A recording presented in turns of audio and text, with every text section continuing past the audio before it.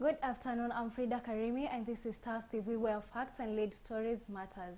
From headlines that shape our world to voices that deserve to be heard, we are here to bring you clarity in a world of noise. Let's get you caught up.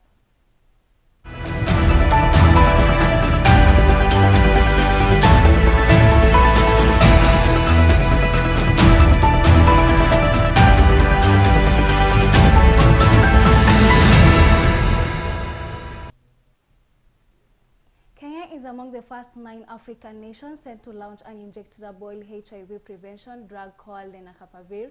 The World Health Organization has approved biannual injection as a high-effective new tool in the fight against HIV. Janet Latanoy with more information. Kenyans across the country are expected to hold peaceful marches today to mark the one-year anniversary of the deadly storming of Parliament, a moment that deeply impacted the nation. The demonstrations are being organized to honor the lives lost during the violence and to renew calls for justice, accountability, and political reform. Organizers have urged participants to maintain peace and unity throughout the day. However, tensions remain high and authorities have heightened security in anticipation of potential unrest. Civil rights groups and the international community are closely monitoring this situation, viewing the anniversary as a critical test of Kenya's commitment to democratic expression and the right to protest.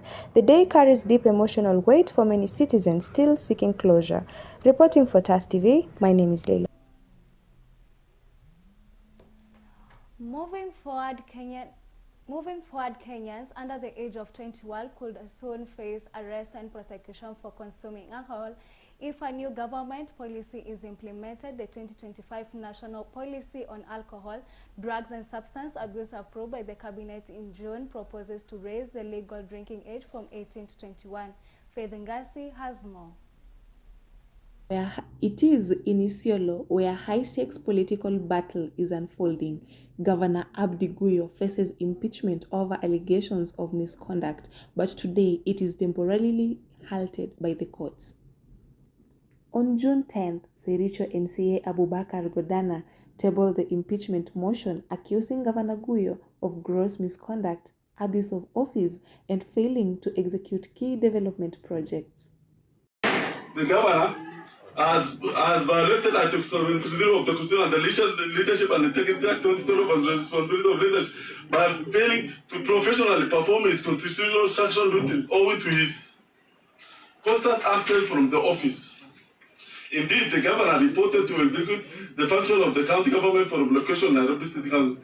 The governor has violated Section 8 of the Leadership and Integrity Act 2012 of Public Trust, where he has constantly used his position to abuse public trust in the county government by exercising the powers of his office in a manner detrimental to prudent public service delivery, by persistent use of divisive and becoming language which undermines the office he holds the county administration. D. The governor has violated the Articles 73 and 75 of the Constitution on the conduct of state officers, that is demeaning to his office, the whole and Section 11 of the Leadership and Integrity Act 2012 by persistently and willfully.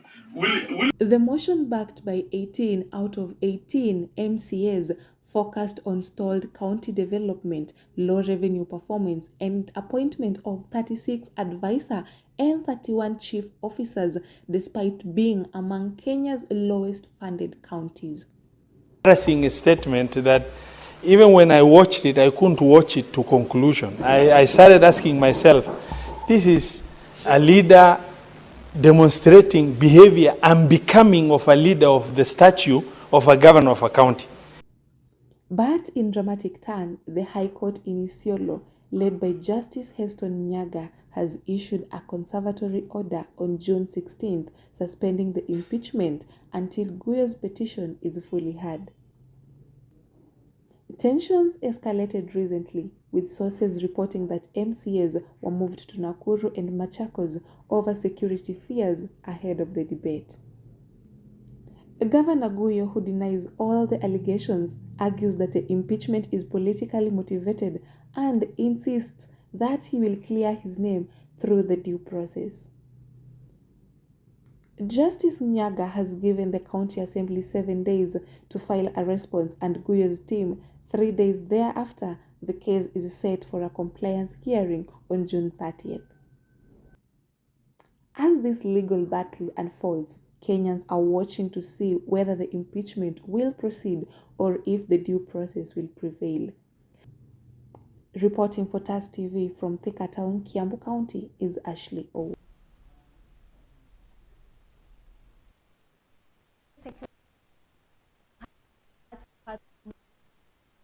And Lamu following the last. The explosion occurred in Sunday and Tuesday in Garissa and Lamu. The explosion occurred on Sunday and Tuesday in Garissa and Lamu County. Wanjira with more details. Security agents are on high alert in parts of northeastern and Lamu after 5 people were killed in separate explosions. The incidents happened on Sunday and Tuesday in Garissa and Lamu counties. There are fears of more such incidents following intelligence reports that the terror group Al-Shabaab had dispatched goons for the mission. Among those killed on Tuesday were 3 Kenya Defence Forces KDF soldiers. In contrast, 7 others are nursing injuries following an explosion on their vehicle on the Kiunga-Sankuri Road in Lamu County, after an improvised explosive device went off at the Buda area. Police and witness said of the Tuesday, July 15th incident. Police explained that the soldiers were en route to Sankuri to transport their colleagues when their vehicle hit an aid on the way back near Kiunga. KDF said in a statement that troops on patrol along the Sankuri-Kiunga main supply route encountered an improvised explosive device Tuesday afternoon. Immediately after the incident, multi-agency security teams launched operations in pursuit of perpetrators of the heinous act and have heightened the manning of routes in and out of the area to deny the enemy freedom of movement. Reporting for TAS TV, Thika, Kiambu County, my name is Agnes Wanjira. Now on to the next. The government is investigating the mysterious death of 4 residents in Magadini area of Changamwe, Mombasa County. The 4 are said to have died from a yet to be identified diseases that leaves victim body swollen and riddled with pus-filled wounds. Venik Mokeira looked onto this. The Migadini community in Mombasa is reeling from fear and confusion. 4 people have died under mysterious circumstances, their bodies swollen and covered in pus-filled sores. The first incident occurred on July 9, 2025, when a 91-year-old woman died at home. According to the Mombasa County government, she succumbed to an unspecified chronic disease. A week later, 3 cases were reported, including a 55-year-old man and a 69-year-old man who were discovered in their early stages of decomposition. Mwili vile ulivyo umefurafura kama majipu vile, alafu iko na white hivi. Mtu anafura hivi kama ndovu, anakuwa kama na malengelenge, anatoa harufu mbaya, hatuelewi ni ugonjwa gani. The 4th case involved a 57-year-old man who was also found dead in his house. Ukiona mtu unadhani amechomeka na hajachomeka, unadhani amechomeka na mafuta ama maji moto. While a section of the residents believe this could be an outbreak of a disease, others suspect the 4 may have been exposed to dangerous chemicals from a nearby factory. We are not so quick to say it is mpox because we have got what we are suspecting, and we cannot rule out the fact that the people who are dead possibly have been inhaling toxic fumes that are coming from the neighboring installations. We cannot rule out that. Mombasa County government appealed to the public to liaise with health workers to report any cases of missing persons and avoid handling any human remains. They also advised the residents to adhere to a high level of personal hygiene and immediately seek medical attention if they felt ill. Venik Mokeira, TAS TV, Thika. Proceeding is that CS Murkomen and CS Humburia today inspected the venue and confirmed new access gates, CCTV cameras and emergency settings are in place. They are arguing Kenyans to protect the stadium and maintain peace in the country following the preparations to host Africa's top teams. Evelyn Nireri has more on this. Cabinet Secretary Kipchumba Murkomen and Sports CS Salim Mvurya have assured Kenyans that security at Kasarani Stadium is already ahead of the 2025 CHAN tournament. Just to say congratulations for the work you've done and your team.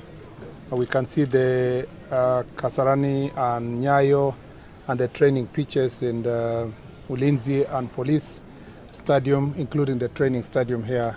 The training pitches here in Kasarani are now ready for this wonderful tournament that is coming up. I just want to say that this is a moment of national pride for us. We are lucky as a country that will be hosting the finals of CHAN this year. And this is a great opportunity for us to rally behind our team so that we will have our national team playing in the finals at home. And it's also important to note that it is a fantastic opportunity for us as a country to market our nation. This gives us the room for us to prepare ourselves to be known by the entire world. And therefore, we want to invite all Kenyans of all walks of life to take CHAN this year very seriously and to come to the stadium to support our team, knowing that the home team are always considered to have 12 players, and the 12th player are the fans. And we want to request all our fans in the country to come and cheer our team for all the matches that we will have here, all the way to the finals. Number two is that we came here to assess the security situation, and we are very happy that first of all, we want to assure the country that we have put an elaborate security measures to ensure that our visitors arrive at the airport properly. They are going to be facilitated at the airport. As you very well know, all African countries have an exemption from ETA, so the entrance to the country does not require any kind of a visa. So we are going to have as many visitors as possible being quickly facilitated through our airport. We've also put security measures at the airport itself to ensure that the visitors are properly screened and the right people are entering our country. And also we want to say that all security measures have been put in place to secure our visitors in their hotels, and as they also walk in the streets of Nairobi. Those who will be, we expect many visitors who will visit our national park and our historical places, and therefore all security measures have been put in place and by the Office of the Inspector General of Police, as also represented here by the Regional Police Commander. All the teams that were required to support this tournament are ready. We are also happy here at the stadium that we have very good gates, very modern gates that have been put in place that can only be accessed using the cards, and we do not expect a stampede at the gate. In the past, you will have situations where too many fans are coming in without their tickets and creating a stampede. We want to ask all Kenyans who will be coming that they need to go through the protocols to ensure that everybody has their ticket, and we don't expect a spectacle around the stadium. The two cabinet secretaries today inspected the Moi International Sports Center, Kasarani, to assess its security preparedness and infrastructure upgrades. Murkomen said modern biometric access gates have been installed to control crowd and prevent stubbornness, while over 100 CCTV cameras have been mounted to boost surveillance inside. Time for a quick breather, but don't switch channels. We have got more updates waiting for you right after this.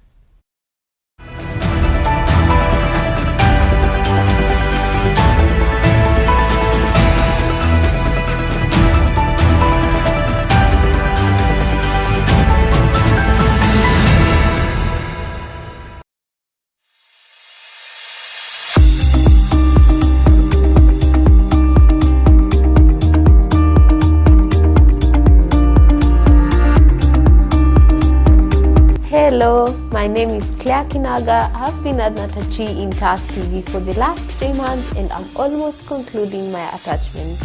My journey here has been good, it has been productive. In news production, we've learned about news scripting, news sourcing, voice-over recording, news anchoring, reporting, and also editing. Welcome to TAS TV. We bring you the latest stories making headlines. Welcome to TAS TV. We bring you the latest story making headlines. I'm Mercy Chumba. Karibu katika runinga ya TAS, usemezane nami. In graphics, we've learned about creating lower ads, creating posters, and motion graphics. When it comes to camera operation, we've been taken through photography, video recording, and lighting. Video unaingia in 15 seconds and in 10, 9, 8, 7, 6, 5, 4, 3, 2, 1 and take. Hey, welcome to TAS TV. We bring you the latest stories making headlines.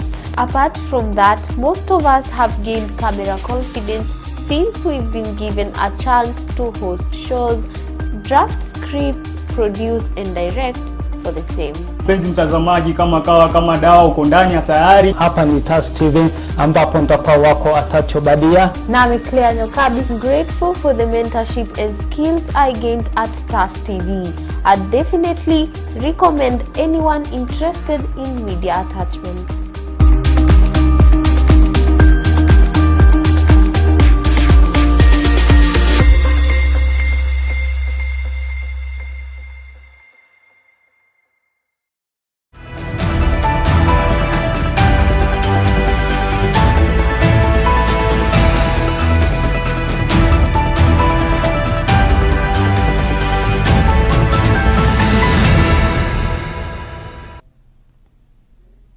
Welcome back and thank you for staying with us. Let's dive straight into the latest areas what's making headline right now. Nairobi clinical officers and aligned clinicians have sharply rebuked Governor Sakaja's administration, arguing that it has neglected their welfare, stalled career progression, and allowed public healthcare to decline. John Masharia with more on this. There seems to be no end in sight for protests by healthcare workers, especially those under county government. Nearly 3 months after clinical officers in Nairobi downed their tools, City Hall remains silent even as services deliveries continue to crumble in several public health facilities across the capital. Many facilities around Nairobi have not been working, and even those that have been working have not been working optimally. But what is more concerning is the carefree nature with which the county government of Nairobi has been handling these issues. More than 500 clinical officers withdrew their services, citing broken promises on career progression, including the failure to implement career guidelines, delayed promotion, and staff redesignation. At the same job group for the longest, and now we have a new policy document that dictates our employment from internship to retirement that the county government promises to implement but does nothing in regards to its implementation. We have had several meetings that are not fruitful. The people who you have entrusted with the docket are a failure, and nothing is happening. Our facility are in debilitated situation. Nothing is happening. But to make it worse is your silence, even after 83 days of strike. According to the union, the strike has impacted 74 level 2 facilities, 42 level 3 facilities, and 12 level 4 facilities. Only 1 level 5 facilities remain partially operational, offering minimal services staffed by intern officers. Tumeandaa maandamano ambayo tutakuja ili kuendelea kufanya ile public petition. Tunataka kuwaona pia hata senator wa Nairobi akizungumzia masuala haya, kwa sababu pia yeye ako hapa kuhakikisha kwamba governor anatekeleza majukumu yake. Women rep, tunataka kuwaona wakizungumzia masuala haya. The union now accuses the county government of frustrating ongoing situation and turning a blind eye to the plight of both healthcare workers and patients. John Masharia reporting for TAS TV. Kenya's Agricultural and Livestock Research Organization, in partnership with the International Rice Research Institute, has unveiled 2 new rice seed varieties aimed at improving rice production and food securities across the country. Ashley Mary has more on this. Kenya has taken a bold step towards rice self-sufficiency by releasing 2 new seeds in the market, developed by CALRO in collaboration with the IRR. The seeds are tailor-made for challenging soils with high salinity, particularly areas like the coastal region, Kibos, and Lower Mwea. These seeds mature faster, yield more, and perform better even in harsh environments. Kalpa, for example, takes 85 to 90 days to harvest. In the course of 1 to 2 seasons, the seed will be available for the use of farmers. Compared to older varieties which take up to 4 months and are less resilient, Kilimara and Kalpa can produce 5 to 7 tons per hectare, a major leap towards meeting the local demand. The farmer is getting a yield of say about 2 tons. It can improve their yield on that particular field to say from 3 to 5, and it increases the amount of profit that a farmer can make from a given land. Cultivation technology to increase rice productivity, especially we are focused on certified seed. The initiative is part of a broader strategy involving COPIA and LBDA, equipping the local research stations and training farmers nationwide. Reporting for TAS TV from Thika Town, Kiambu County is Ashley Owo. And finally, a mother and daughter were killed while crossing Namanga Highway after being hit by a speeding lorry. Angry Karopomoi residents touched a vehicle and blocked the road in protest. They demanded urgent safety measures like speed bumps and footbridges. Police intervened as investigation into the tragic accident got underway. Derek Kamweli with more information. A 17-year-old girl, Liz Njeri Mwangi, is in police custody in Nakuru, accused of murdering a 3-year-old child, Margaret Wanjiru Kirate. According to the Directorate of Criminal Investigations, Mwangi allegedly lured the young victim away from a church in the Menengai area. Pisi naendelea na mtoto wangu akakuja na nikampea switi, akaenda, nikamwambia si ukae na simu hapa. Akakaa dakika kidogo, akaniambia nataka kuenda nje, nikamwambia enda nje. The incident occurred near PSEA Shalom Mchanganyiko Church, where the suspect reportedly took the child approximately 50 meters away from the premises. The young girl was later found unconscious and pronounced dead upon arriving at Kenlands Hospital. CCTV inaonyesha mtoto akitoka kwa kanisa na huyo msichana mwenye alimuua. Ikafika mahali msichana ni mrefu kuniliko. Sasa ana kashironi kadogo.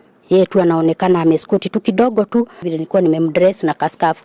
Ako kaskafu tu dia anamfinya nako. Mtoto ana struggle kiasi na anaanguka. Huyu msichana anaangalia mtoto anaona kweli amekufa. Lakini kwa mafikirio yangu nafikiria hawa wasichana ni wale wanakuwa possessed. Sababu kuua mtu kama ni mtu ambaye alikuwa ni ile mtu unamo kuua mtu, wewe huwa mtu unarudi hapo kwa kanisa. Uwezi huwa mtu ambaye ni kitendo unaitaka capital offense na uende ukae nyumbani tu. Police say Mwangi was arrested after a thorough investigation and crucial evidence was recovered.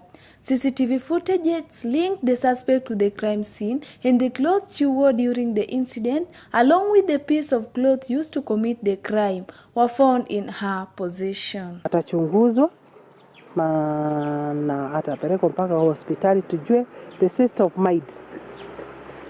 Ile kitu ilimsubua kwa akili yake ni nini. Ifike kufika kuua mwenzake, na baada ya hayo sheria itachukua mkondo wake. Akot Basi reporting for TAS TV, Kiambu County. As the sun sets in today's chapter of Unfolding Truths, we leave you with not silence but with perspective. The world speaks in stories, some loud, others whispered, and in our privilege to bring them to light. As the Proverbs goes, the ink of the scholar is more sacred than the blood of the martyr. May we all continue to seek wisdom and question deeply and listen with intentions. Until we meet again, stay informed, stay inspired.